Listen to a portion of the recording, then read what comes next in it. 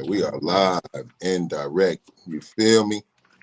And another live. Welcome to another live episode of No Cap Live with yours truly, Kacey and Coach P. That is my partner, Kacey. I am Coach P.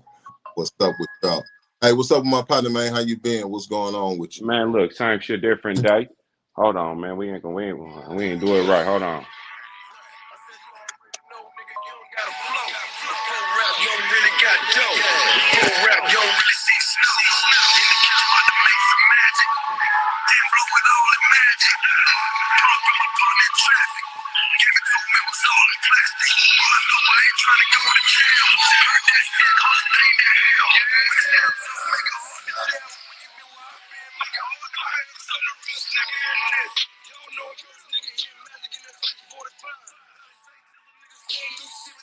Yeah. Yeah. There we go. There we go. Couldn't come in right. We had to come in right. For sure, for sure. We had to come in right, man. I done seen it all. I didn't seen it all. Yeah, man. What's up with my partner, man? Oh, man, just chilling, man.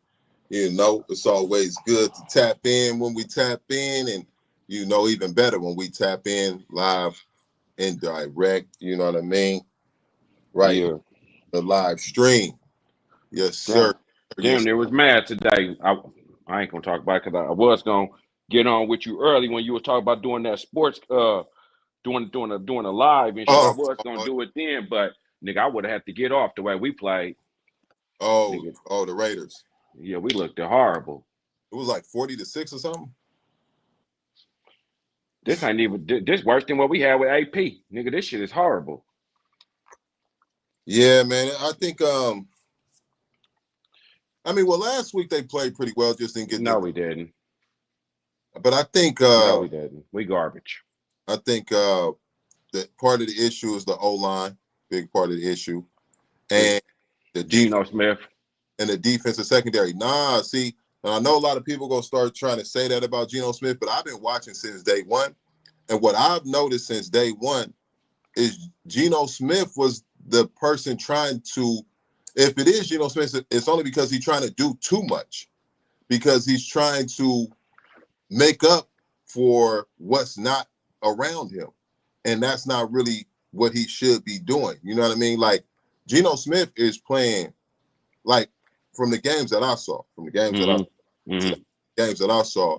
I saw Geno Smith trying to make plays where there wasn't no play to be made, where he was under duress almost every time he got the thing. Our line is garbage. Our line is fucking. That's what I'm talking about. Special teams is garbage. Our offensive line is garbage. And the secondary. We don't even got a secondary. Them niggas is secondary. And them niggas is trash. In the secondary. And them is them is like the most important aspects of the game. The offensive line. Brock Bowers hurt. Michael Mayer hurt. We got Ashton Genty running crazy. This nigga got more yards behind the line of scrimmage. Getting hit behind the line of scrimmage.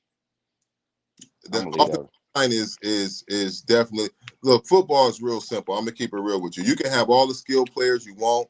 You can have all the high paid or high rank. You have all the speed you want.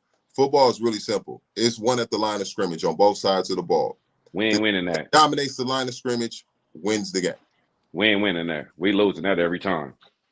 And that's why I see the struggles only piling up for the quarterback position right now, is because when you watch the early games, he was looking good, but then you can start seeing him trying to do more. Like he's trying to scramble. He's trying to not get sacked and keep his eyes downfield. And it's looked like everybody was waiting for him to make a play. Like they was waiting for Geno Smith to make something. They need to let him wear glasses on the field. Like I wonder if you can wear like prescription frames on the field. You wear contact. Well, he need to put them on because the nigga colorblind because he throw it to every other jersey but ours. That nigga don't see silver and black. That nigga. I think, again, because I ain't watched this past game, but from the first two games that I watched, I think those things are happening again because no trust in the offensive line. A lot of bad things happen when quarterback don't trust their line. They start giving that nigga grace. Don't give him grace. Don't give him grace. I mean, Don't give him grace. I mean, it's just the proof in the pudding. No, it's the wrong pudding. It's the proof. It's the wrong pudding. If you saying that the running back is getting hit behind the line of scrimmage, that's the offensive line. Nah, I give you the line is garbage. Yes, we're garbage. But that ain't got nothing to do with this nigga throwing to everybody on the other team. Yeah, it has everything to do with it, because what happens at the quarterback position is when they are getting hit every time, getting sacked is one thing. That's a stat for the player. But getting hit is something completely different. So when he's getting hit and hurried and not comfortable and he's rattled in the pocket and he's trying to make more happen than what he's supposed to make happen or even capable of making happen, then they start to get happy feet. They start to get rid of the ball, and they start to get. This nigga like to throw into double coverage. That's what he like to do. They start to get reckless with the ball. That was the last thing I was gonna say. Yeah. It starts with them being uncomfortable. The one thing a defense want to do with a quarterback is make them uncomfortable in the pocket. They ain't even got to worry about making our line makes them uncomfortable in the pocket. That's the defense just saying boo. Them niggas like ooh. But here's the fucked up part. We got the same offensive line we had last year. Mm-hmm. Last year, our running backs start kicking off when we made some adjustments. The biggest adjustment that we made, we moved Jackson Powers Johnson, number 58, to the center position. He played center in college. He won the awards, the accolades, all the good shit for being a center. We put him at right guard or left guard. You know what I'm saying? We moved him, and we put Jordan Meredith there. We swapped their positions. And when we did that last year, our running game was horrible. So when we put JPJ as the center, nigga, our running game took off. That's when we was able to start running.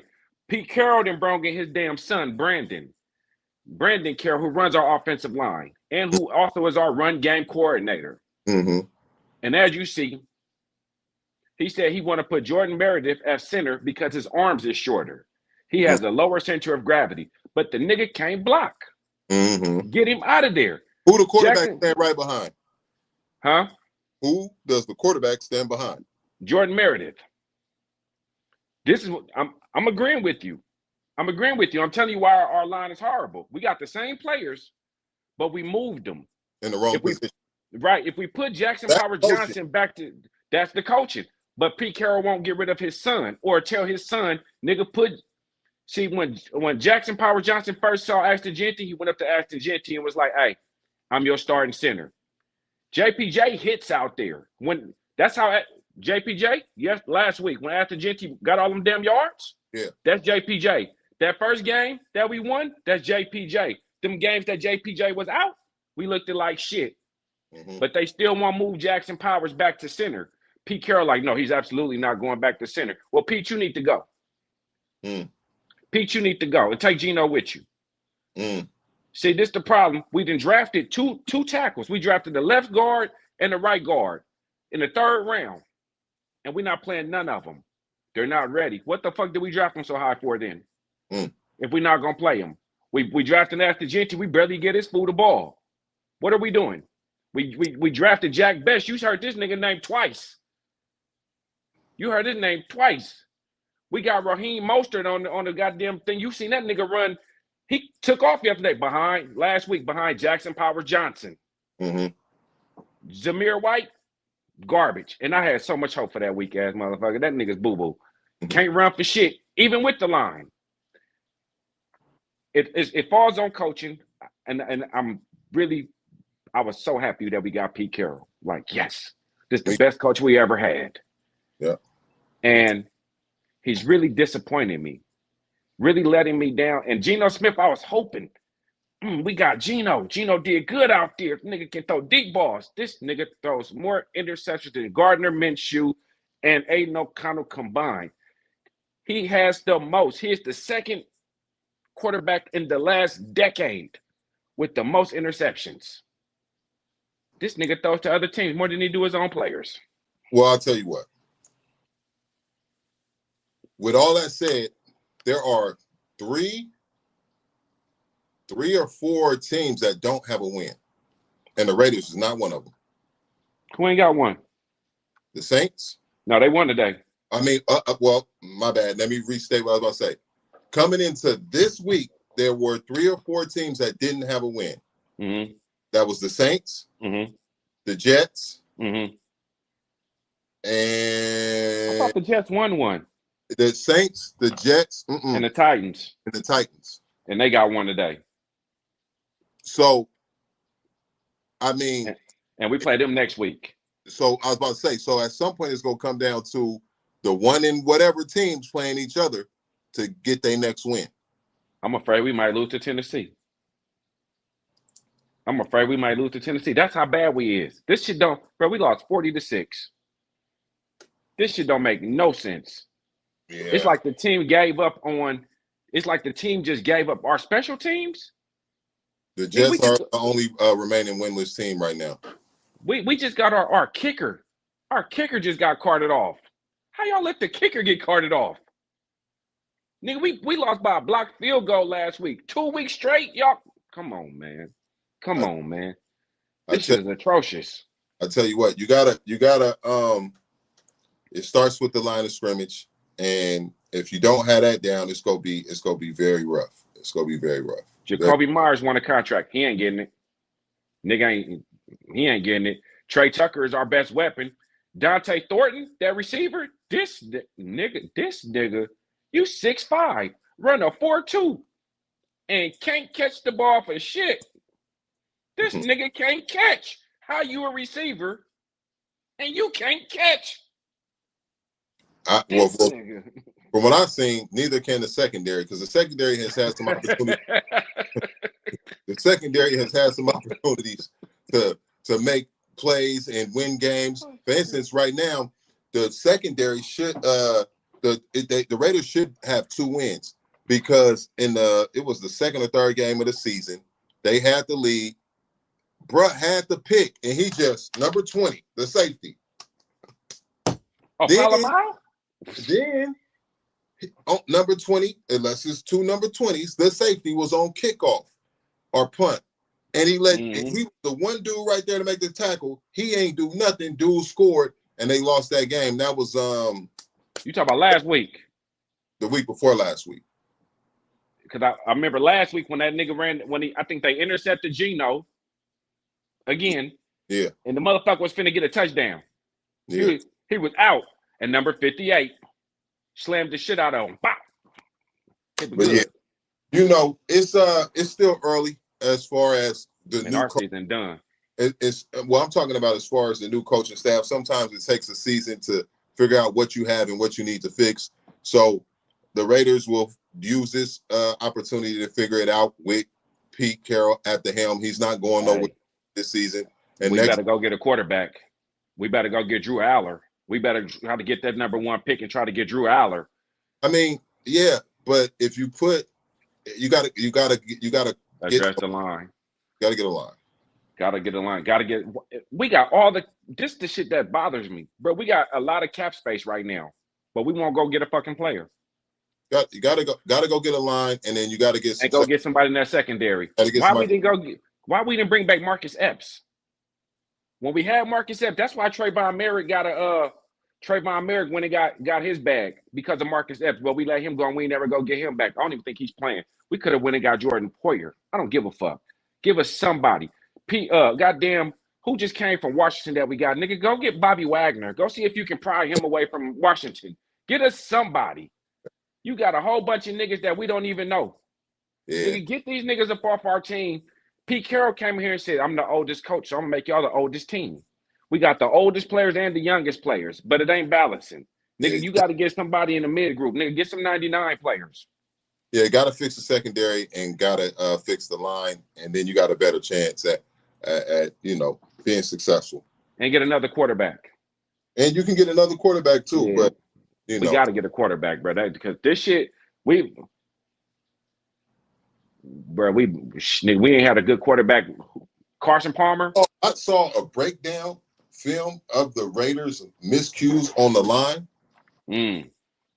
I saw a lot of them. Yeah, I was like scrolling. I think I was on YouTube, and I don't really watch much on YouTube outside of like sports and clips.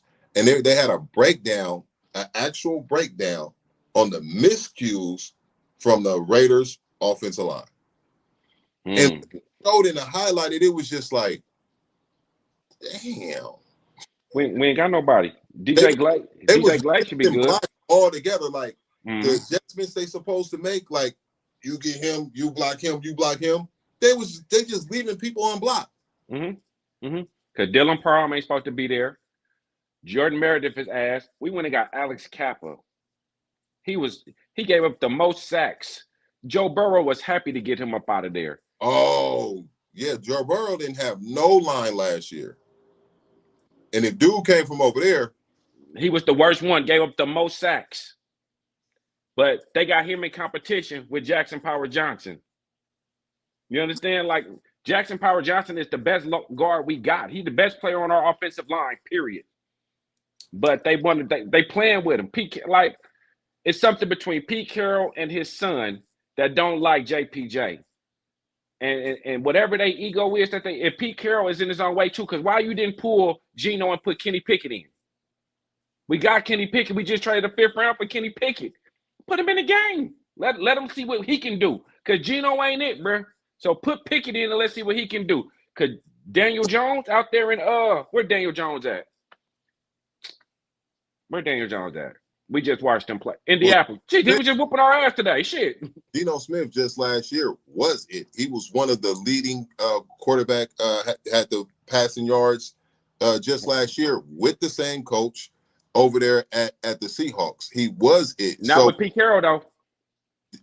But I'm just saying, Pete Carroll wasn't the coach last year. But over there with the Seahawks, and when Pete Carroll was there the year before that, he solid, which is why he got the opportunity. So it's true. Maybe his time is up. Maybe he not it, or maybe the Raiders is not it, and they need to rebuild. And like my brother just said, this is a rebuilding season. It is a rebuilding season, but at the same time, it's supposed to be not a rebuild. You know what I'm saying? It's supposed to be like a retooling. But they always say that stupid shit. A retool. What the fuck is that? Even if it is a rebuild, we got players that we took high. Them linemen, them 2 linemen, what's their fucking names? Orlando Brown or whoever they is. Nigga, we took them in the 3rd round. That's 3rd round picks. Your first, second, third, fourth. Nigga, them niggas is on the field. At least the first, second, and third, them niggas is playing. Yeah. But they're not playing with us. Why are we not putting them in? Colton Miller out for the season. Jermaine Pratt, nigga, who is you? Oh, no, my fault. He's a linebacker, my fault. That DJ Glaze, he was decent, but he ain't hitting no shit. Jordan Meredith, ass. Alex Kappa, ass. Coach Miller, always hurt. The only one we got is JPJ and these new dudes. If we're going to be losing and we rebuilding and we want to develop players, put them in the game, coach, and let us lose and say, hey, at least these niggas is getting the reps so they can start gelling. Right now, we just putting shit we throwing shit at the wall and hoping it stick. Yeah. And we look horrible doing it. Yeah, it's definitely a rebuilding season, and got to fix that line. We're gonna get rid of a lot of players next year. A lot of players. Shit, we might lose Michael Mayer and this nigga. I don't know. Call like Mike. Damn, and we got Chip Kelly. Nigga, Chip's supposed to have us out there going crazy, but Geno keep throwing the ball over. Geno keep throwing the ball away, but the nigga he's scared. Yeah, he got happy feet. He's scared. He's trying to, making bad decisions because he hurried and getting hit. Get him some protection. He'll probably play better. They won't, and the line can block for him. On some place they was blocking good for him. Geno just do dumb shit, but the line blocked. If they put Jackson Power Johnson, what's that award they win? The Naismith Award. It's one of them big prestigious awards that they win in college, bro. He won that shit for being a center. He won that shit, but we don't use him as center. Sounds like a complete team effort from the coaches to the to the players. And how, nigga, special teams? Nigga, that's our specialty. Man, listen. The Raiders, I'm damn near done watching this season. I'm damn near done watching this season. Then last week I had Trey Tucker. Not last week, the week before I had Trey Tucker and Geno Smith on the bench in my fantasy league. I said, I ain't playing these niggas because I don't trust them yet. This nigga, Geno, put up 64 points and Trey Tucker put up like 58 points. I said, nigga, I'm playing them next week. Put them in last week. This nigga, Geno, doing interceptions to everybody.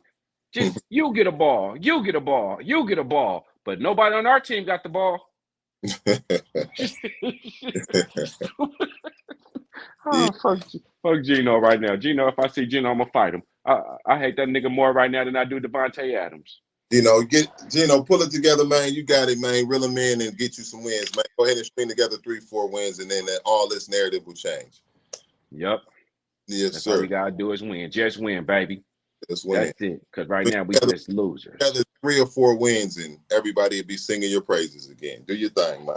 Yeah, nigga, we gonna jump your ass. But you gotta win. Yeah, that's no cap, nigga. I mean, we haven't been on in probably like 2 weeks. Oh, like 2 weeks, and then like 2 weeks gaps in between each episode. I'll say that. And we didn't really. I know we had a bunch of topics a few weeks ago. We didn't really bring no topics in today. So any topics that come from anybody in the chat, we will definitely take them and run with them today. You know what I'm talking about? Man, you know what? Life been life, and though. I ain't gonna say it like that, man. You know what? We were supposed to get on that one week, but it was your girl happy birthday, man. Happy birthday, because we was on last week, but shit, birthdays coming. Shit, the week before that, I was in Houston. Mm-hmm. I was out there living La Vida Loca up out this motherfucker, I guess. How you been though? Other than that, what you been up to? So I just running business and expanding business, and I got so I had a space that I was supposed to move into that kind of fell through, and I had to pivot, but I ended up expanding. I took over the studio next door to my existing studio. So the one you came to, the space next door to me, I actually just took that space over. So I was moving into the facility that I was going, instead of moving out of my facility into the other facility I was going to move into, it fell through with the owners. They was kind of on some BS, but better situation. I like that facility a lot as far as the aesthetics of the facility, but I'm liking what we have now where we at, because like I said, I'm taking over. I already took over. I have the space next door to me, and we're about to knock down the walls and make it one space. Bigger. Yeah, so it's going to be bigger, and the way that the floor plan and what I see in my mind is going to be kind of dope how it's going to come out by connecting the 2 spaces. Right. One. And we got a real nice view with that second floor. So, I think I'm going to use that to play into our, we call it TTBFC Studios, but I'm going to say TTBFC Studios with the nice view. You know what I'm saying? Come on, he's there with the nice view. Hey. The studio with the nice view come through. You know what I mean? Man. Ain't that a blessing? Ain't that a blessing? Ain't that a blessing? Indeed. And but none of it be without hard ass work though. It'd be difficult, when you're doing the stuff by yourself. So, it'd be difficult, but it feel good when you overcome the hurdles and the challenges. So ain't none of it without challenge. It's very challenging. It's very difficult. I'm working very hard. It'd be stressful at times, but then it always, I always get over the hurdles, and then I be very thankful, happy, and just feeling like I'm capable, even though how much it seemed like damn man, I don't know how I'm gonna get through this one, and then get through it, and it'd be super dope to overcome the hurdles. I guess it's like playing chess. Even though I beat you, well, I'll let you have that. But hey, Flo, yeah, Al Horford to the Warriors, good deal. I mean, he ain't gonna be no starter, but I think he'll be the starter. My partner say he ain't gonna be no starter because he old, but he can start. He can start at center. Right. Hey, because we got Kuminga out there too, though. Kuminga, but I don't know if Kuminga gonna stay though. Kuminga might get traded still. So Horford, Dre, Jimmy, Steph. Seth ain't gonna start though. Seth coming off the bench. Off the bench, he's another shooter. Right, though. and Buddy Hield. So maybe Seth come in like that Sean Livingston role. Exactly. But I heard this is what I just read the other day too. We might trade Kuminga to Miami and bring Andrew Wiggins back. So don't really know. Let's see how it play out though. You know what I'm saying? A defensive player and a scorer though. I like Horford though. Me That's too. the big man. That's a big man that we needed. We Yeah, me need a big man. So too.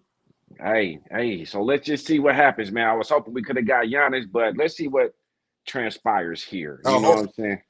he's a champion at every level, by the way. He 39 too. But he's a champion at every level. I didn't know. Yeah. So Hey, he moving great. You know what I mean? hey, come on. Listen, you see that magazine I sent you the other day? Oh yeah, man. Shout out to my boy Kacey. He was interviewed in a magazine. I think it was called Voyager Yeah, ATA in Atlanta. And basically the interview, and I'm gonna let you go ahead and speak on it. I'm just throwing the alley-oop. Hey, man. The interview was about, transitioning to being your own boss, being an entrepreneur, and giving some game and insight on the struggles, trials, and tribulations you may have come from, how you got there, and what it takes to sustain it and stay there. And they chose my brother to interview and tell his story, and what a great story it was. Come on. I read it. You know what I mean? I read the whole interview. And so, but go ahead and tell Hey, us. man, I like the way you was telling it, man. Come on, man. Listen, man. Hey, you know what? You know what I didn't put out there? You see at the bottom, I said, man, most of the work comes on the outside of the truck when I get to do this podcast. Because Indeed. in that time span, when all that, stuff was going on, when I was trying to find work, and this when you came, and I didn't even know how to work Facebook. I didn't even know how to work Facebook. And then I finally got on Facebook because I'm trying to find jobs, and I'm trying to get in social media. Yeah. And you like, bro, I'm out here in Atlanta, bro. I'm like, dude, what you doing out here? You know what I'm saying? Mm-hmm. Came through, and that's when we started with public service announcement. Yeah, PSA. PSA, you know what I'm saying? That's when we started with that. So really, you know what I'm saying, quiet is kept, you know what I'm saying, along this journey, you've been pivotal in my journey. You know what I'm saying? Because not even knowing, look where we're at now, and this ain't even where we're going to end. This is just where we're at now. But look at the journey, because mentally, bro, a lot of stuff, and just how you were just saying, stuff fell through for you, and it didn't work out. But even in the chaos, God will give you the good stuff, because you had your eyes on something else. But look, you ain't even got to move no further than where you at to get more. He giving you overflow. You know what I'm saying? So just I said absolutely. The mental part of that, just me and you getting to sit down and do the visuals and talking, didn't even know it was a mental exercise. But then at the same time, it was motivation, because in that journey on that part too, which I didn't tell a whole bunch of that. I just tell them how I started my business. But I'm just thinking now, when I'm sitting here, you don't know how much mental, you know what I'm saying, that therapy, because me and you was having some good conversations over the years. And now we able to get that to other people. And when you going through these trials and tribulations and a lot of these different situations, that can be depressing. That can be, you know what I'm saying, heavy. You know what I'm saying? When God start working on you, God don't stop working. We get to a point where we think, okay, we got to this point. We made this point right here, and it's a milestone for us. But when God working, it's just a step to him. Yeah, keep on walking. Yeah, you like that, but you sightseeing. I'm taking you on the destination. And I'm just thinking to myself right now, like, damn, if me and P didn't even start talking, because what you used to always say, hey, bro, come help me with this training, bro. Help me with the training, bro. You ain't gotta be working for these people, bro. Help me with the training, bro. I'm like, man, P, I gotta go to work, bro. making this money, I gotta go to work, nigga. I gotta do this. You know what I'm saying? But just because watching you, dead as you was the first one that was watching, and didn't even realize what I was watching, right? And then when I started working, one of the guys who I was working with, he always would say, Kacey, man, get what you need, get what you need, get what you need, because when they hear, you don't know what you need, get what you need. And then you'll be on the phone, hey man, you man, hey, help me with this training, bro. Help me with this training. Man, P, I gotta get to work. You know what I'm saying? Maybe I can give you a plug over here. Let me see, But you stay consistent. and just watching your consistency. You know what I'm saying? It's contagious. And then once you start putting yourself around people that's moving in the direction that you need to go, you start attracting more people that think the way you trying to think, and you start moving in a different way. So the people that I wasn't trying to be surrounded by, I was distancing myself. But the mission is, and here's the thing: it ain't no race, right? It's a marathon. It ain't no sprint. So you was ahead, but it's okay it's okay, because in order to be a good leader, first you must learn to be a good follower, because everybody have to do it first. So just to be able to see you get out there and start training the brain, you know what I'm saying? Well, I mean, we used to have little training, you wasn't even at no facility. When you was going to the parks, bro, I'm at this park training right now. I gotta go see whoop the whoop. Shit, just to see that. Just to see my partner do it. And then I'm like, damn, one day I was working, bro. I was at work, and the nigga told me, he was like, bro, it got to be a better way. I'm in there killing myself. He said, bro, it got to be a better way. And in my mind, I'm thinking, yeah, I'm not doing this shit no more. I'm not working for these folks no more. So I'm going to thank you for that, too. You know what I'm saying? Just because you stayed on your grind. And not only did you stay on your grind, but you look back, bro. Come on, bro. Come on. You know what I'm saying? That's some friendship, bro. You know what I'm saying? Hey, but come on, nigga. You know what I'm saying? And when somebody do that, that's more motivation for you to keep pushing forward. Like, well, shit, my partner doing it, then let me see what I can do. If I see my other mentor, then let me see what I can do. If you know what I'm saying? So for them to even interview me and for me to tell my story, to me, it's just, hey, nigga, going to work. But for somebody to ask me, nigga, how you get here, and for them to come back and say, hey, nigga, that inspired me. Nigga, to me, it's just, hey, it's inspiring to you, nigga. It's tiring to me. Shit, I'm just trying to make sure I can pay these bills. You know what I'm saying? But then, like, last week came and you said something, not last week, the last time we was on, you was like, hey, it's some people wishing that, you know what I'm saying? All right, you know that too, but you know, it's some people wish. For us, it looked like we struggle. It's fucked up to us, but somebody wishing they can have these same fucked up problems. You know what I'm saying? But yeah, man, hey, yeah, I'm happy I got to be able to share that story though. Yeah, it was like I said, I read the whole article. It was dope. I saw at the end you had your boys. You know what I noticed?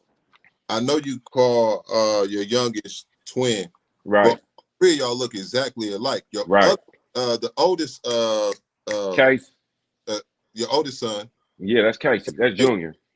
Okay, Kacey Junior. I thought so. I was like, dang, but twin. What's twin name? Kai.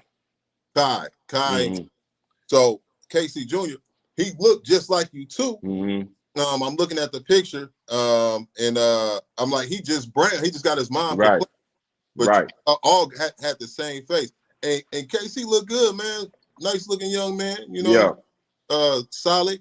You know what I mean? So man, it was dope to see you know, the article, and I read the whole thing, and you know, it was definitely dope. Man, I appreciate that. Yeah, I like that shit. I was like, oh shit, I couldn't wait to send that shit to you too. Hey, P, look at that. You know what? It took me like a day or two to click on the link, because at first, you know what I thought?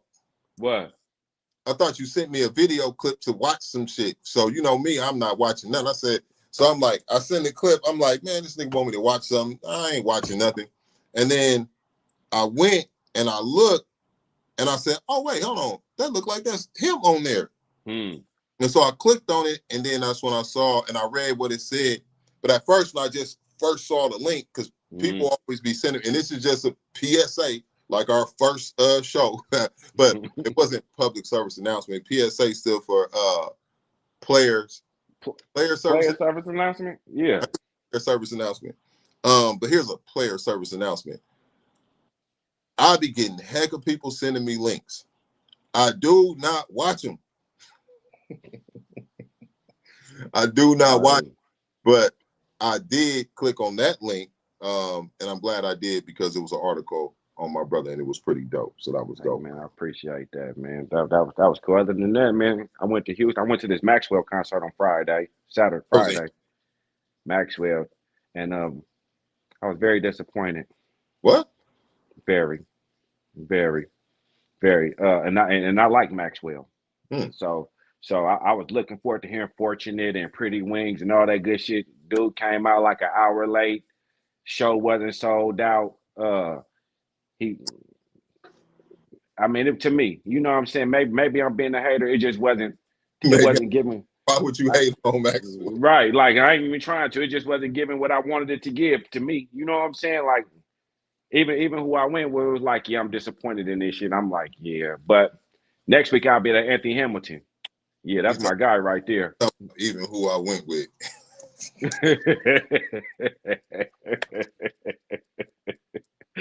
Hey man, hey man, hey man. That my brother said. My mom and I started a bookstore. That was before I opened TTBFC. That's true. So my first entrepreneur business, I guess, was the bookstore. Opened in 2010, and then right after that, during that time, I was actually working on opening my own business. It wasn't called Training Brain Fit Club. I never knew it was going to be called Training Brain Fit Club. It was nothing I never thought about. I just knew I was going to start training. You feel me? In fact, first started training with my own business. When I first started, I was working for like commercial gyms and all that. You know what I mean? I was an intern here, working at another one. But anyway, when I first started my own business, it was hella corny, like all the rest of them people should be. It was just my name, fitness. You know what I mean? But I knew that wasn't it. You know what I mean? It was Paris Fitness. And I was like, bro, that ain't my shit. That ain't. I used to be up all night, kind of like I be up sometimes now. But I used to be up all night. I'm like, I want a brand. I'm gonna come up with a brand. I was like, it's gonna be like Polo, like Nike, like a brand. It got to be a brand. I was never. This is gonna sound crazy, but I was never thinking about business. I was thinking about a brand. That's like most people. That's backwards, because where everybody else they start with business. They got a business. What you call it? License. You know what I mean? They have all this stuff. It's all business. They get an LLC. It's business. I wasn't concerned about none of that.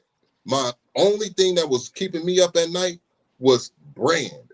It got to be a brand. What's the brand? Over and over and over again. And then even when I started, and my cousin who got 5 gyms, he was the opposite. He was business, right? But when he saw how hard I was on my brand, when I started partnering with him, he was like, he started putting more into the brand. You feel me? He had to establish the business with his business partners and all that. But I got business from him. He got branding from me. You feel me? But it's what was put on my mind. You know what I'm saying? It got to be a brand. So, you know, when I started, it was always brand. So if I was able to give somebody advice, I probably wouldn't be the best person to give people advice how to start a business, because I was thinking brand. The very first business I tried, the very first business I started was in 2006, I think, and it was called Super Planners. And I was an event planner. Wanted to do parties and just take photos and videography. That was the first thing I did. I had all I did all the business part of it. But you was thinking Brandon, I was thinking Blue Magic too. I was thinking Brandon too, Blue Magic. Yeah. So it was. I didn't take it as serious. It was something. It was serious, but it was doing what I needed it to do for it. But I didn't take it as serious as I take what I do now serious. Yeah. So you know, but so all that tells me is we've been entrepreneurs, we've been hustlers, but you know, you just got to keep on trying until you find what works, and keep on going and going and going and going, and it might work for now, might not work later, but we know we did it before. We can do it again and again and again and again. Yeah. Somebody said, "What's up?" They late. What's up with their brother Kacey, Bell family? So, I don't even see nothing. I definitely wanted to talk about one of the things you was talking about in your interview too, that you had in the magazine. Go for it. And you know, when you pivoted to going into the trucking, and I found this interesting. You know, somebody gave you some game and said, "Well, you know, you don't even need your CDL." And I think you said you pivoted and went into like having a box truck. Mm-hmm. Is that right? So gives in case of somebody who might be thinking about starting something like that, what's the difference between having that CDL and the box truck, and how did it make it easier for you to get started going in that direction when you were looking to go that route and you figured, oh, this is a way I can get my toe in the door? Well, we are trucking. CDL pretty much say you're driving commercial, right? That's what commercial. CDL says you're a commercial driver, meaning the weight class. It's the weight class. That's all CDL is meaning how heavy you can drive. Different CD. If somebody's trying to get a truck, I would say still get your CDL. Still get it. Just for the fact that how women go and barbers go get their barber's license, or people go get their MBAs and NDAs and all that other stuff. Yeah. A CDL is that for yeah. people who want to do driving, right? That's your CDL, because now you can drive where you want. You don't need it for certain box trucks as long as you're under the weight of 26,000 pounds. As long as your truck is under 26,000 pounds, you don't need to have a commercial driver's license to drive it. It may limit you on some things that you can do. You know what I'm saying? Because it'll limit some things that you can do, like going over the road. You know what I'm saying? You can't really go over the road like that because they're gonna want you to do interstate and intrastate. If you don't have a CDL, then you're gonna be doing intrastate, meaning you're gonna be staying local, right around your area. And that's cool too, because it's a lot of me personally, I prefer to stay local in my truck, in a box truck. I don't believe box trucks is necessarily meant to travel state to state or long distances, because that's a lot of wear and tear and a lot of mileage and a lot of other things that you'll pay for. But if you want to be a driver, a CDL driver, there's different kinds of CDLs. Even though you can go get the license, you can go get a CDL license, which again, I would say I did mine backwards. I bought my truck first. I bought my truck first, and then I went, when my truck was in the shop, then I went and jumped in the CDL class, which that ended up costing me like $6,000 to get that. So my if you're going to drive a truck, and you want your CDL, try to get on with some company, try to get in one of them schools, try to get in one of them little classes. They'll pay for your training, or they probably won't pay for your training. Go get in the class, and then they'll come in there. The recruiters always coming in there trying to give you this low pay, but they'll let you drive their trucks so you can get the experience that you need, and then you can start going over the road. But with your CDL, if you don't know how to drive a stick shift, then they're gonna give you a CDL-A with restrictions. Because you can only drive it automatically. If you want to drive buses, you don't have to get a CDL-A. You can get a CDL-B with the passenger endorsement, meaning you can carry people around. But even when you do get your CDL, you got to have different endorsements on your CDL. Hazmat, it's flammable. It's a lot of things. It's a lot of different endorsements you may have to get for different things. Tanker, a whole bunch of stuff. But best advice I give, get your CDLs. If you want to be a truck driver. But if you don't, you just want to go buy you a truck, don't buy a truck right now. Buy a Sprinter van. Try something local and just get into the delivery and see how delivery works for you, and see if that's something that you really want to do, because driving to break your body down. You could correct me if I'm wrong though, right? The person could get a couple like Sprinter vans or box trucks, and they could hire people, and they don't even have to be in the truck at all themselves. They could just oversee it. Right. With that, you need to make sure you get your authority. You need your authority, which is your MC number. And I think they're trying to make it a little bit harder with the MC numbers or something like that. But you need your DOT and your MC number. Once you get your DOT and your MC number, and I would, get them as a package. Your DOT number is like your social security number for your cars, for transportation. So if you wanted to start a transportation company, you would need your authority to hire other drivers, because they're going to run under you. And when they put that on the side of the truck or the side of the van or whatever they come in, that comes back to you. All that's going to be linked to you. So if you're trained to bring transportation, all that comes back on you. So you can have 5, 6, 7, 8 drivers in the Sprinter van, but it all sounds good. It all sounds good until you put them drivers in there. This is the other part, the bad parts of driving. or trying to put other people in these trucks and vans and things like that.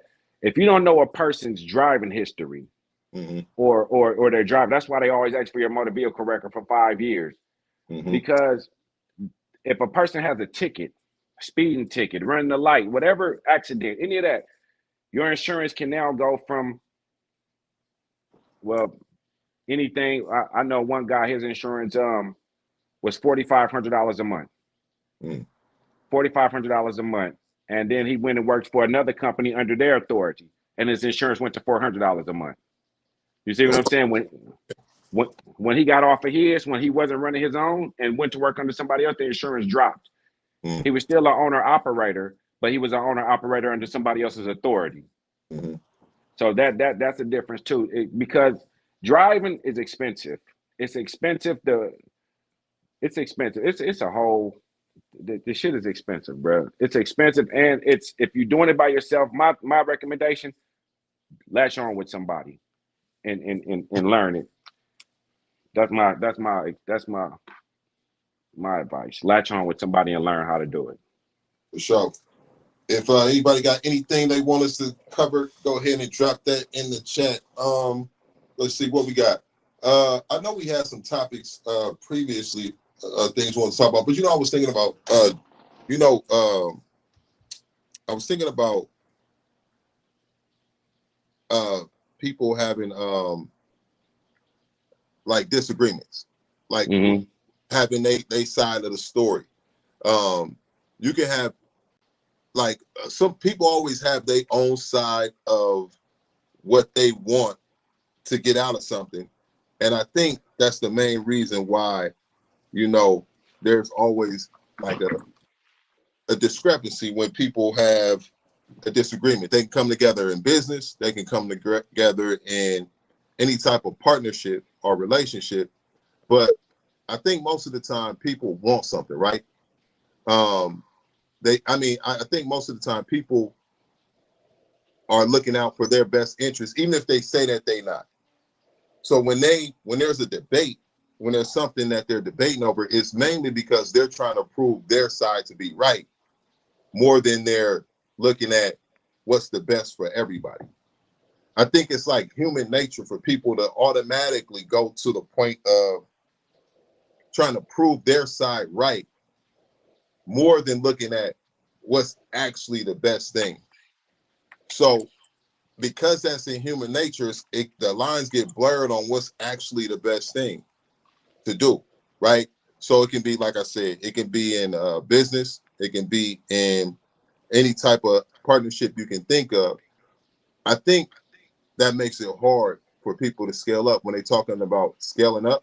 I think one of the reasons it's very hard for people to scale up or even maintain certain relationships is because of that human nature fact. I was just thinking about this earlier, that human nature fact of people automatically wanting their side to be right, as opposed to what's actually best. Do you feel like, let me ask you, generally speaking, that people can look at what's actually best, or is it nearly impossible for people to do that because of the human nature factor of looking at what's best for them? I mean, it's always a what's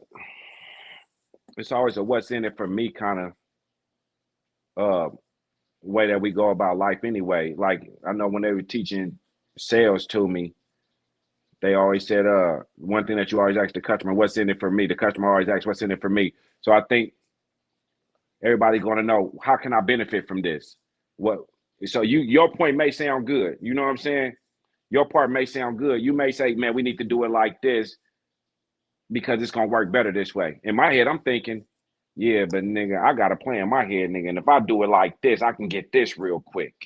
And you saying, yeah, nigga, but we can do it like this because it's going to get more. But nigga, how's that going to help me?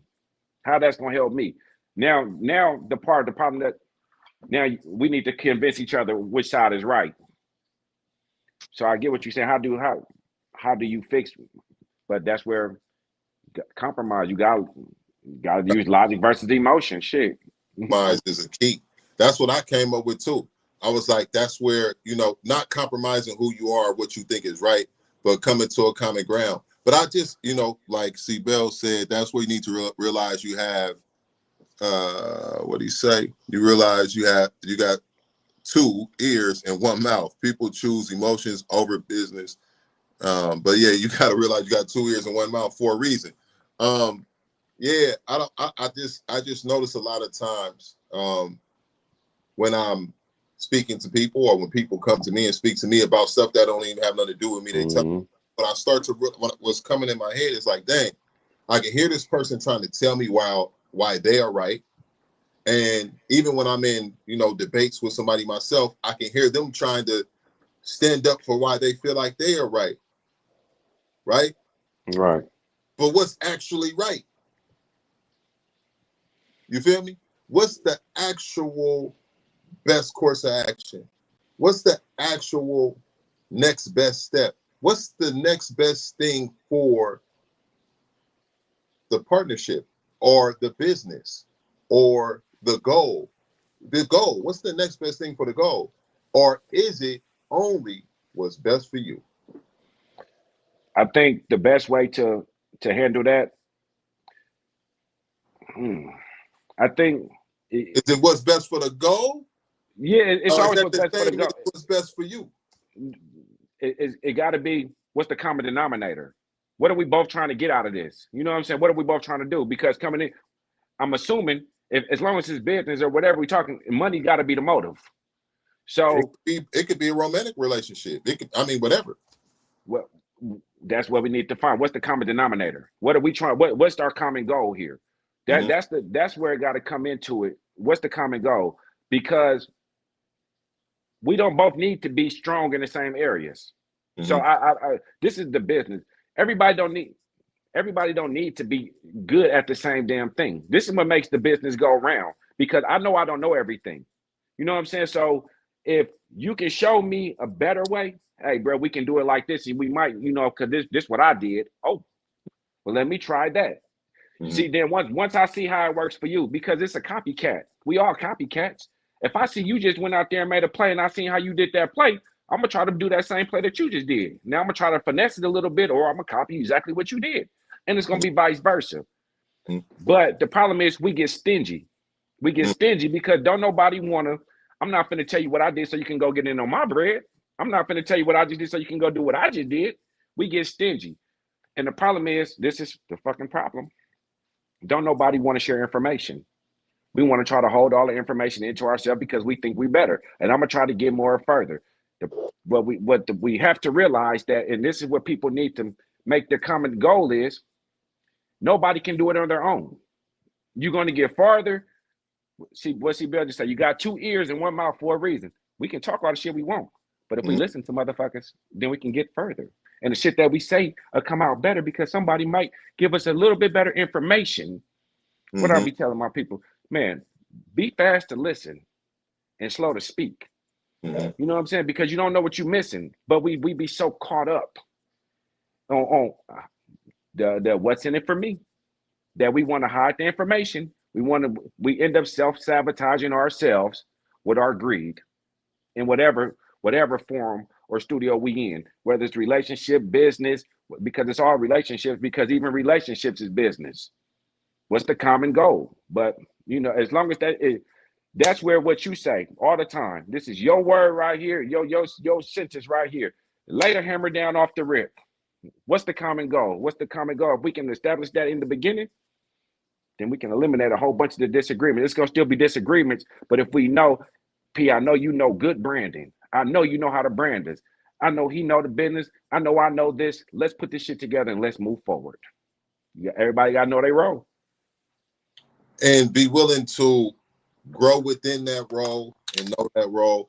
I just know it's not to eat. You have what is it called, like when people go to like court and they got the person who come in, the mediator. Mediation exists for a reason. You know what I mean? Like that's an actual job that people get paid for in the court of law, to mediate for business things, to mediate for different litigations, and to mediators. That's an actual job, right? Right. If it exists so much that people get paid to do it for a living, it definitely exists in personal life. But there's no unless you bring in a mediator, right? And so my point to that is this: that if we know that mediation is something real when you have two sides, what is the issue that causes reason for mediation more than not? Because nobody wants to be led. Everybody wants to be the head. Nobody wants to be the tail. And so because with that, because everybody wants to lead, nigga, you ain't finna tell me what to do. There you go. Nigga, you ain't finna tell me what to do. Nigga, I'm the boss. Nigga, I'm the boss. So because we let ego, Keith just said it. My ego get the best of me. Exactly. So how do you put your ego aside? You trying to get more money. Let that be the common goal right there. I'm trying to see how I can get some more bread. And if somebody can give you an idea, now here's the thing. The idea may not work, but you ain't gonna know unless you try the shit. And if it don't work, then guess what? Then you can come back like, hey, nah, nigga, that didn't work. Yeah. Now your shit might not work. And they can come back and be like, hey, nah, nigga, that didn't work. So what did we do wrong here? What did we do wrong here? Because we tried your way. We tried my way. It didn't work. What are we doing wrong, bro? And then guess what? You would step out for a minute and like Pete just said, it's your mediator. Or it just might be the other person that's in the business with you. Hear what that nigga got to say. Or it just might be somebody random listening, because guess what? What P always say? Here we go. The answer is always in the problem. The solution is in the problem. Listen. Just listen, because somebody's saying something that didn't work. The customer is probably telling you what you're not doing, but your ego will stop you from listening. That's another listening. You are absolutely right. Yeah. I think people get to proving a point so tough. The one thing they not doing is they not actually listening. They not only, Kacey, you know what? Not only is they not listening to what the other person is saying, a lot of times, depending on how mangy the person is, they ain't even listening to the shit they saying. That part too. They just saying shit because they want to say something. Because they want to hear something. They just saying something because they want to be defensive. They just saying shit because they don't want to be led. They just saying shit because it feel good to say something. So, if you know the difference, and you find yourself in a situation where there's a discrepancy between what you know is right and an individual may be trying to get even you to prove what's right while they're trying to prove what is right, the right thing to do might be cut ties with that individual. The next move might be for you to move on your own. Now, a lot of times, moving on your own becomes strenuous. It becomes stressful, like I was talking about earlier. But every time I overcome that stressful situation, I feel empowered. I feel thankful. I feel newly equipped with more information, gain, knowledge, and wisdom. So, if you got to move on your own, solo bolo, to get to your goals, fuck it then. Yo, thing. Even when you give it a shot at working with others, when you give it a shot at working with others, if others start to show you, and this is not you going in with a preconceived notion that they gon' fail, but my 30-day goal right now that I'm working on, because every 30 days I send out the best practice goal sheet. My 30-day goal that I'm working on right now is being patient with people. When I pray before I go out, I say be patient with people. But then I say within reason. Be patient with people. Be more patient with people, but within reason. So that's for me personally. I'm working on. I notice I'm not patient. I haven't been patient, and mostly with people that's closest to me. I started, and I didn't like it. Like I'm going too quickly, too hard on the people closest to me because of how I think about how they say certain things, do certain things, move around. So then I'm not being patient, right? Mm. My 30-day goal is to be more patient, not just with strangers, but even people closest to me within reason. I have to tell myself that, be more patient with people within reason. And it's what I've been practicing for what I'm practicing for the next 30 days. Being patient with people, more patient with people within reason.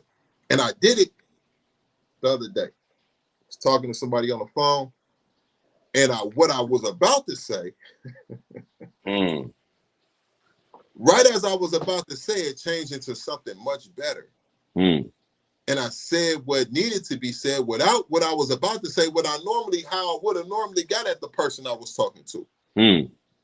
But because I've been telling myself, reprogramming my mind, be more patient with people, what I said what needed to be said, but it was said with patience.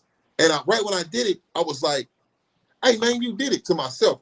I'm still they on the phone talking, but I'm like, you did it. And then afterwards, I got off, I'm like, you did it.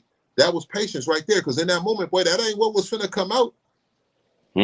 But as soon as you got to speaking, what needed to come out came out, because you're in practice of being more patient with people within reason. So to do it, you got to recognize where you're at fault. Somebody asked me, how do you do that? First, it don't matter how right you believe you always are.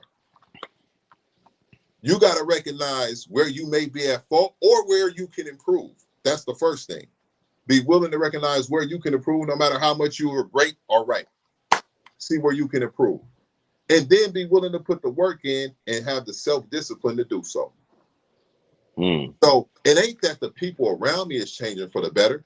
They still got the same terrible fucking habits that irritate me. But choosing to be more patient with people within reason. Now, if you're asking, how do you do that within reason? Within reason is not being so patient that you become gullible. Not being so patient that you start to overlook things or say, but being patient within reason, and then knowing how to pivot where you need to pivot. But in anyway, that's the 30-day goal I've been working on. And it's kind of just leading me to these topics that we're talking about right now. But I do recommend everybody, set those goals, and you can work on them for the next 30 days. One goal that I've been working on, it's appreciating. It's for one, giving grace to myself. Right, you got to give grace to yourself, because guess what? Nobody can do it all. And in this thing, we carry a lot of things. We carry a lot of pressure. You know what I'm saying? Just like you say, man, it can become strenuous. It can become strenuous. Some days you're gonna ball out. You're gonna feel like you just hit good, and you wish every day can run like that. Some days it's gonna be like, damn, ain't nothing jumping. What I would say, my piece of advice that I can give to anybody would be appreciate the good days and the bad days. Appreciate the bad days and try to find the goods in the bads, because even though shit be fucked up, man, some days still be good. And even if you got 28 days of horrible shit, appreciate the 3 good ones that came with it, because shit, them is the memories that you're gonna hold on to. You know what I'm saying? And not every day gonna be bad, not every day gonna be good. But as long as you got something that you can look back and say, man, I did good on that moment. That it was fucked up all around me. It was a thunderstorm, but that sun came out that day. So my shit is just appreciate all the moments that you can. You know what I'm saying? And shit, run with them motherfuckers, man. Cause shit, at the end of the day, all we can do is keep trying. And if we gonna fail, we ain't. And you know what I noticed? A lot of the stressful things be coming because of timing. Timing is a big factor. We talk about like money. We talk about dealing with like things that happen in personal life and relationships. But a lot of what people don't talk about, at least I don't hear a lot, is timing. The stressful situations be because of the timing of it all. Things being put with a time frame. This has to be done by this time or else. You got to make sure you have this on this date or else. Make sure, oh, you got this opportunity, and we gonna give you this opportunity. It's the opportunity you've been waiting for a lifetime, but you got to make sure you have this in order to get that. And as much as you want it, you may not have exactly what you need at that time to go get it. Timing. What I started to realize sometime is fuck the timing. It's best to be prepared ahead of time as much as you possibly can. That's a beautiful thing. That's a goal to work towards. The goal should be to be so well prepared that when the time comes, whether it's a financial thing or otherwise, you're ready to go because you're prepared ahead of time. But like people be saying life be life, and sometimes you just gotta say, I don't have it at this time, but I'm not gonna let the timing stress me out. Because how many times had the time passed that when you were supposed to so-called have something, buy or done, you didn't have it, it came at a later time, and the outcome was just as good or if not better. So one of the easiest way for people to be controlled is money, fear, and time. So don't always get stressed out over time. Don't let timing stress you out. Get to a point to where you're so prepared that when the time comes for your opportunity, you're ready to go. And even when things may come and you're like, dang, this is everything I ever wanted, but the timing may be off, don't worry about it because you'll overcome that hurdle in due time. So that's just a message that I just recently, navigated through myself, that, man, you can't always get caught up on the timing. And don't be afraid to push back the timing. Because who time you on? Yeah, because who time is you on? Right. Who time you on? Shit, there ain't no time limit. I see Bell's like, man, it was this study today. What it say? Consider it pure joy, my brothers and sisters, whenever you face trials of many kinds, because you know that testing of your faith produces perseverance.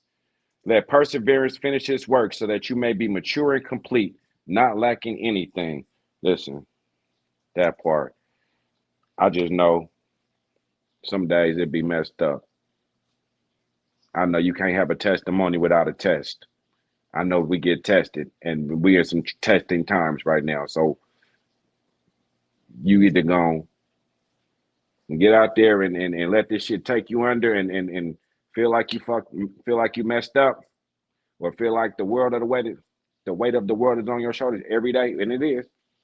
But at some moment, if you can just get that little bit and I always use, then let me come back so I can share with P and then what we're gonna do today and tell them how things went so we can try to help somebody. Sometimes that just be a little joy for me. You know what I'm saying? Whatever I can find, whenever or whatever I can find a little bit of peace. And that's another thing too. I've been trying to find my peace, trying to find some happiness. Peace of mind. Peace of mind. Peace of mind. Yeah, man. Just learning to let go of shit. Some shit you can't control. You can't control the uncontrollable. Some shit you just is out of your control. And we be so busy trying to hold on to shit that we ain't got no control over. Man, that shit is tiring. That shit is stressful in itself. And yeah, man, if you get the opportunity to enjoy some of it, God is blessing you at all times, man. You're gonna take some blessings. But at the same time, you're gonna take some punishment too. Nobody said it's gonna be easy. Nobody said nothing that's gonna be easy. And I know they tell you that God don't give you more than you can handle. Oh, God won't put more on you than you can handle. Yes, He will. He does all the time. He put more on you than you can handle every day. But you gotta keep going. He putting it on you, cuz guess what? He want to see what you can do. What can you handle? How he gonna know what you can handle if he don't put more on you? It's the test. So you can go back and say, man, I did it. I did that. And guess what? Sometimes he gonna say, here, take this little blessing. It may not be the big blessing you was looking for in that moment, but if he gave you some rest today and you've been up for 3 months, 3 weeks, like Pete said, I don't get no sleep, but if he got a good 6 hours of sleep in real quick, and didn't have to worry about it, shit, that might be a little blessing. Hey, God, I go ahead and take a little break because you did good today. Enjoy that. Man, what you do yesterday? I ain't doing, man. You know what? I did get a good 6 hours of sleep in. For real. You know what I'm saying? Enjoy the little things, because guess what? You're not going to be on your deathbed wishing that you worked a little bit harder. You know what I'm saying? So enjoy some of this shit. Yeah, It gives you the strength to endure it. That part. You know, peace of, when you say peace, and I threw in peace of mind. You know what I figured out for me personally recently, like you always say, for me, speaking for me. Right. Don't pollute your peace of mind. Well, like when people, like when things is going on, no matter how tough it may seem, no matter how much is going against you, no matter how strenuous circumstances may be, do not pollute your own peace of mind by adding with anger, frustration, and and stress. It's crazy, right?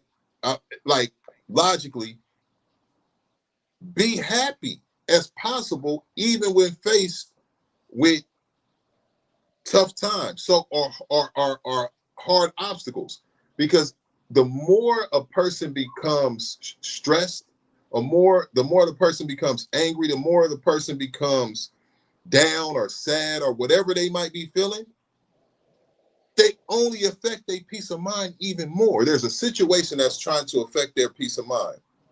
But the more they lose control of their own happiness, their own will, their own thankfulness, just for, like you saying, getting that good rest that night, for that, being truly thankful for it, like for real, like being truly thankful for it.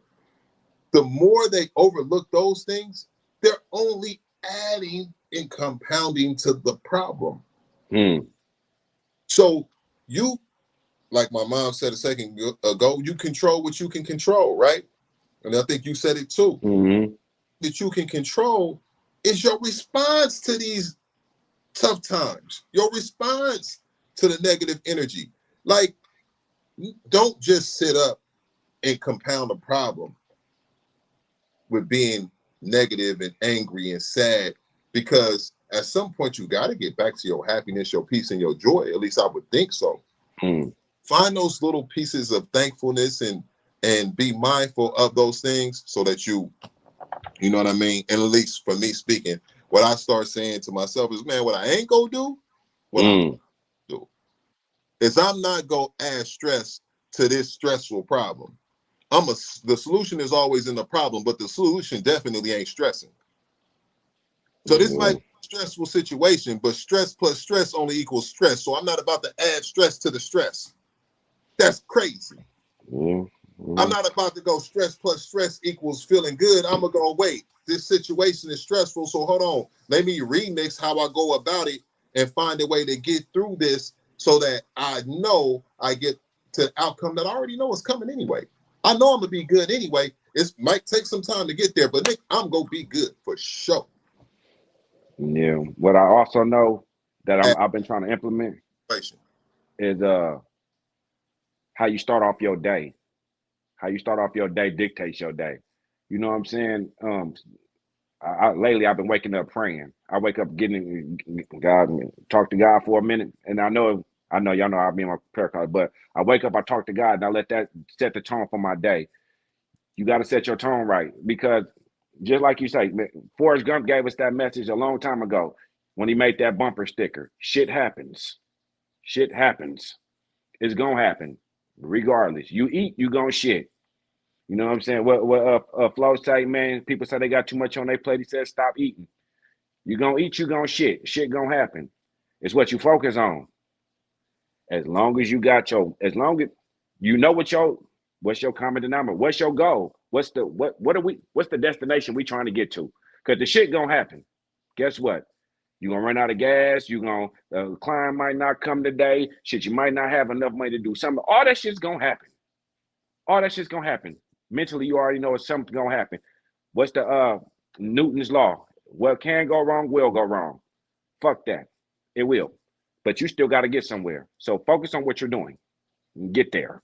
Set the tone for your day. You know the shit gonna happen. Hey, Because we already got some kind of prerequisite of what's coming. And then some unexpected shit gonna come. We already know it's coming. We already know what we finna go into. So fuck it, it's gonna happen. Let me focus on what I'm trying to get done. Knock out what you can knock out. And leave the rest of it. This shit gonna work itself out. You done been in worse situations than you are now. You done came through a lot more shit than you know what I'm saying? And you still here. So guess what? Pat yourself on the back, pick your head up, and go on to the next one. Fuck it. That's what I say. People want you to give up too. Of course they do.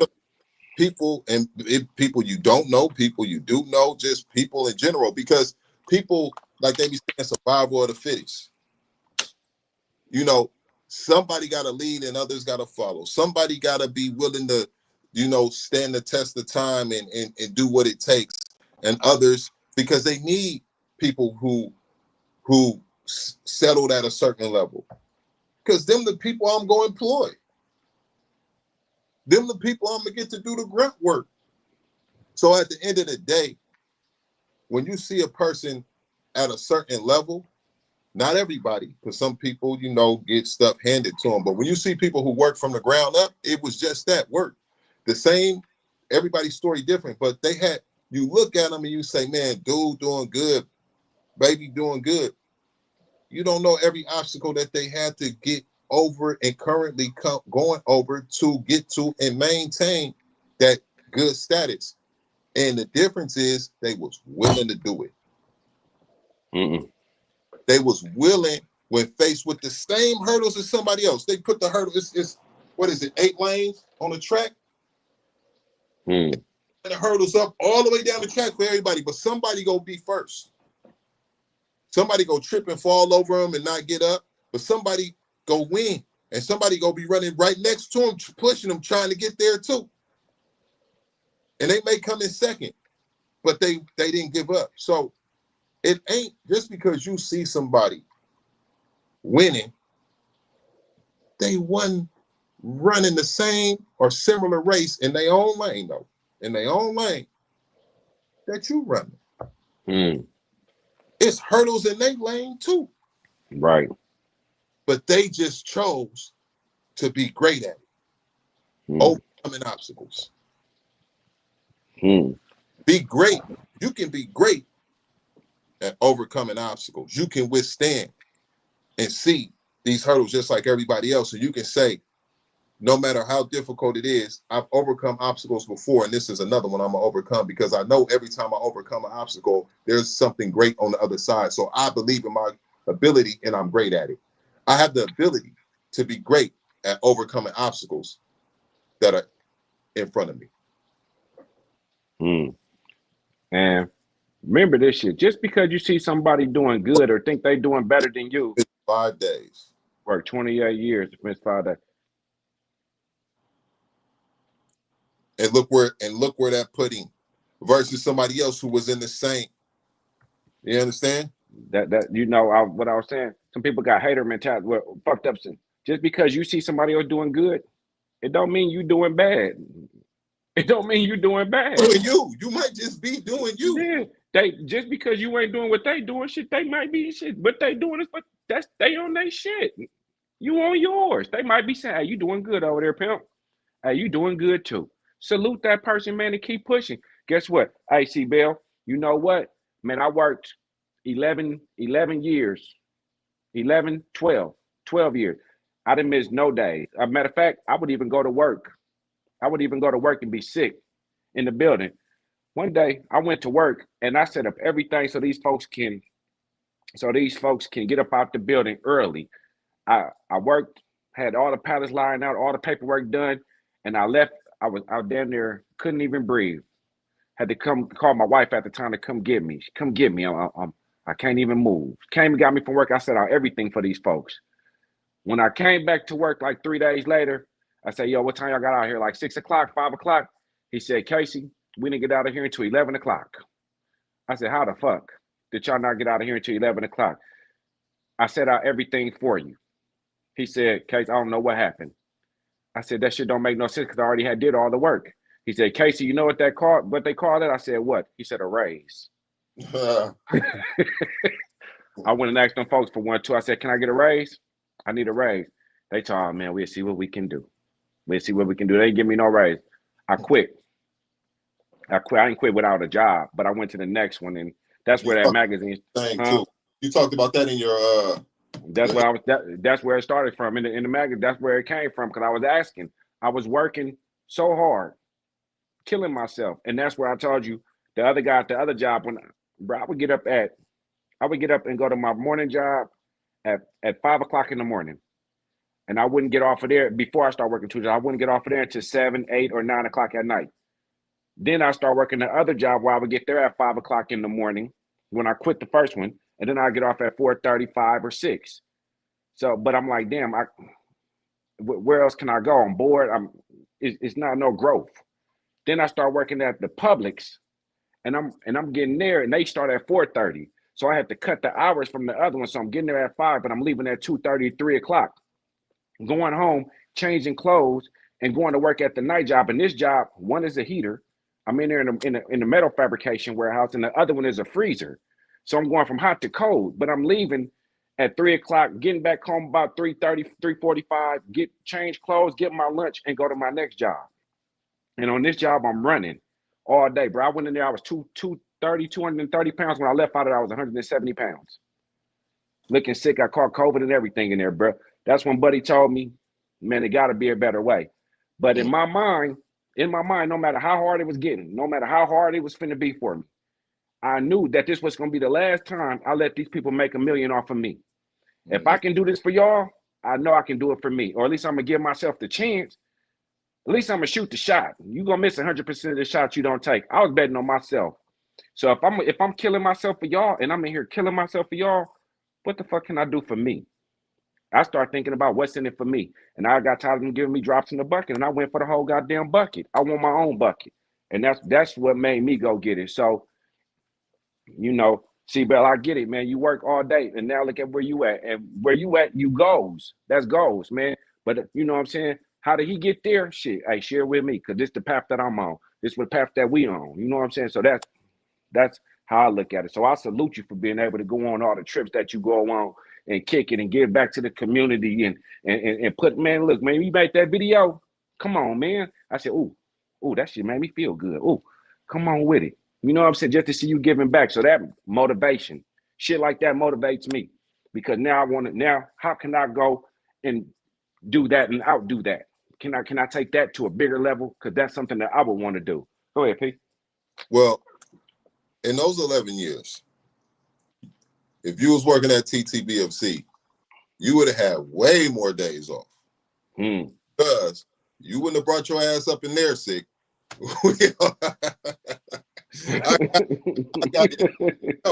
I got a no cold sickness. One of my members hit me the other day, and she said, because everybody know, I got a board when you come in with the little rules on it. The main one I always point to is, man, don't come in here with no cold. That's go for staff and members. Ain't happening. You're not even if you talking about you getting over it. No, wait till it's all the way gone. Don't come around me at all. And you definitely not coming in here, staff or members. And my members always hit me like, well, just recently one of them hit me. Right? She got a little cold. Should she come in or should she? I said, no, I told her she couldn't come in, whatever, and I'll get well soon. Ain't no little cold. I don't know what the hell that is. You got a cold, you ain't bringing that little cold, big cold, medium cold, none of that shit up in here. So you would have had hella days off, especially that day. Because I would have been like, I'm coming. No, you're not. You go ahead and not only that, if it take you 2 weeks to get better, you got all 2 weeks off, brother. I have a zero tolerance. I don't let nobody, all my members, if anybody in here training me, they know they laughing right now because they be hitting me. They be like, I know how you are. Woo, woo, woo. I got a cold. So I was just letting you know. And I'll be like, thank you for the heads up. I make it clear to everybody. Don't come in this month. Yeah. Hey, man, when you out here hustling, man, I done got in my truck before with COVID. Threw my mask on like, I got to go get it. Y'all stay over there. I'm going to get mine. You got to do what you got to do. I'm just, yeah, they know. Yeah, yeah. They know what's up at TTBFC. Hey, listen, I got to go get mine. You know what I'm saying? But I can't really stay out here too long, man. Look, got to get up in the morning. See, Bill, them 28 years, you'd have had about 28 days off. Man. That record would have been slighted. Hey, man, you know what song I should have came in here slapping today? I'm just a hustler on the grind. Yeah, that's what I should have came in here slapping, because that's a hustler. Man, because that's how I am every day, man. I'm just hustling. Every day I'm hustling, man. If I ain't hustling, if something ain't going right, then I feel lazy and stagnant, and I get depressed. And I got to be doing something, somewhere, somehow. I got to go get it. But I'm really a hustler, though. Not like I'm trying to hustle nobody out of nothing. Not that fake. I'm really a hustler, though. Like, for real. Like, you really a hustler. Like, I'm really a hustler. Like, for real. Mm-hmm. I go get it out of nothing. Everybody can't do that. And sometimes I get frustrated with people because I'm a hustler. I go get it out of nothing, and I be wanting people to go get it. Right. And everybody ain't able. You feel me? That's that. People, no, they able. They just don't go get it. They lazy. Whatever it might be, people be overlooking the gift of and the work ethic of being a hustler, being an entrepreneur, being able to go out there and get it from nothing. Nothing. There's nothing there. There's nothing promised. It's you creating and going to go get it. I'm a hustler for real.